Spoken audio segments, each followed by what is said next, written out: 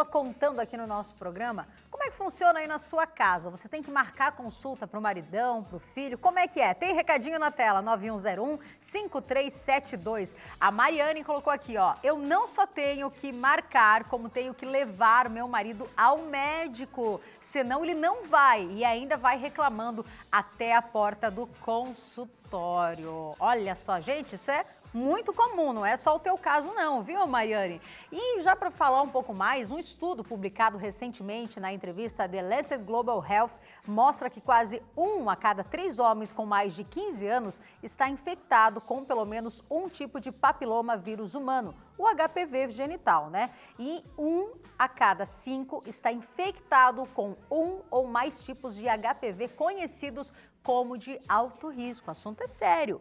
Para falarmos, inclusive, deste assunto, estou recebendo o médico urologista, doutor Alessandro Prudente. Boa tarde, doutor. Seja bem-vindo. Tudo bem? Boa tarde, Fernanda. Muito obrigado.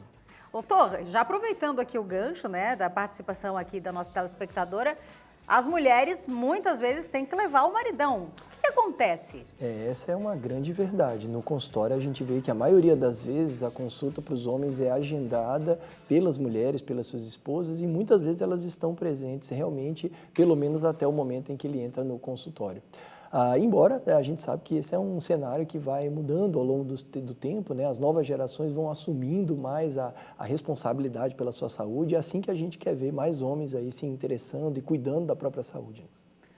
Doutor, os números de casos de HPV também vêm aumentando gradativamente entre os homens. Quais os riscos que o HPV pode oferecer? A gente sabe que o grande risco, a grande preocupação está envolvida com a possibilidade de associação com o câncer, sobretudo o câncer do colo uterino nas mulheres. Mas a gente sabe que existem outros tipos de cânceres, como na região anal, na região genital do homem ou até orofaringe, a região da garganta, que pode estar associado a esse vírus. É claro que é um vírus que também tem associação com outros problemas, sobretudo a presença de verrugas que surgem na pele, mas esses são problemas mais simples de serem resolvidos. Então, nesse caso, as verrugas seriam uma forma de identificar o HPV? Não necessariamente, infelizmente, porque os tipos de HPV eles são diferentes. Então, alguns eles causam mais verruga e outros eles causam mais os tipos de câncer e não necessariamente a transformação de uma coisa em outra. Então, é fundamental as avaliações periódicas para que você possa identificar esses tipos chamados de alto risco precocemente e assim possa evitar a evolução para um câncer, né? Doutor, quais os tipos de HPV nos homens? A gente tem assim, mais de 200 tipos de HPV que já foram cadastrados, registrados, cerca de 40 tipos são mais comuns na região genital e a gente tem ali aqueles que sabidamente são mais frequentes, causando verrugas, né, e que são o 6 e o 11, e causando o câncer propriamente dito, que são o 16 e o 18. Doutor, o HPV, ele não tem cura? Ou ele tem? Como é que estão os estudos? Eu sei que ele tem o acompanhamento e ele pode ser estabilizado, né? É isso, exatamente. Ele não tem uma cura, assim como a gente está acostumado, ou seja, você não pode dar uma medicação e ele simplesmente desaparecer. Ele fica muitas vezes escondido dentro das células, né? E isso faz com que ele possa ressurgir depois de meses ou anos que a pessoa teve uma infecção. No entanto, a gente sabe que, primeiro, quando surge uma lesão, por exemplo, uma verruga, ela precisa ser tratada. Então, existe tratamento para a verruga, a lesão da pele. Segundo, quando surge esse princípio, esse pré-câncer, digamos assim, também precisa ser tratado. E por último, a gente sabe que se você acompanhar e aguardar, depois de alguns anos, sem nenhuma manifestação clínica, sem surgir novas lesões, o vírus vai desaparecendo porque o próprio organismo elimina esse vírus. Entendi. Doutor, ainda existe muito tabu, né, sobre esse assunto em relação à sociedade masculina. Ele é muito comum hoje, né, e aceitado por nós mulheres, né? O senhor acha que com o passar dos dias, dos meses, enfim, com o aumento também dos casos, esse tabu, ele deve ser quebrado, né? Sem dúvida. Existe um estigma da doença, né? Quando se fala em HPV, isso se vincula a outras DSTs, né? Se vincula à presença de verrugas e tudo isso traz uma ideia de algo extremamente perigoso ou ruim. É importante dizer que a maior parte da população com vida sexual já teve contato com o vírus em algum momento da sua vida. A imensa maioria nunca desenvolveu nada, o vírus pode entrar no organismo, sair, você nunca nem ficou sabendo. Então, se trata de algo que é extremamente comum na população. No entanto, quando surgem lesões, é fundamental que elas sejam tratadas.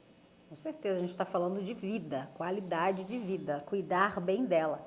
Doutor, mito ou verdade? O preservativo masculino não protege contra o HPV?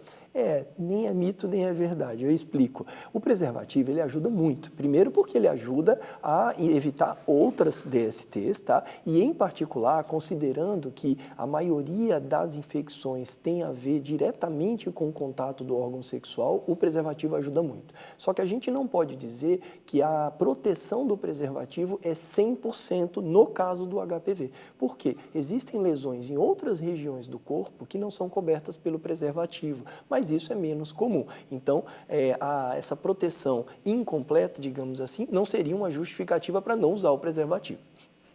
Doutor, o homem pode se vacinar contra o HPV? Quem já foi contaminado, inclusive, né?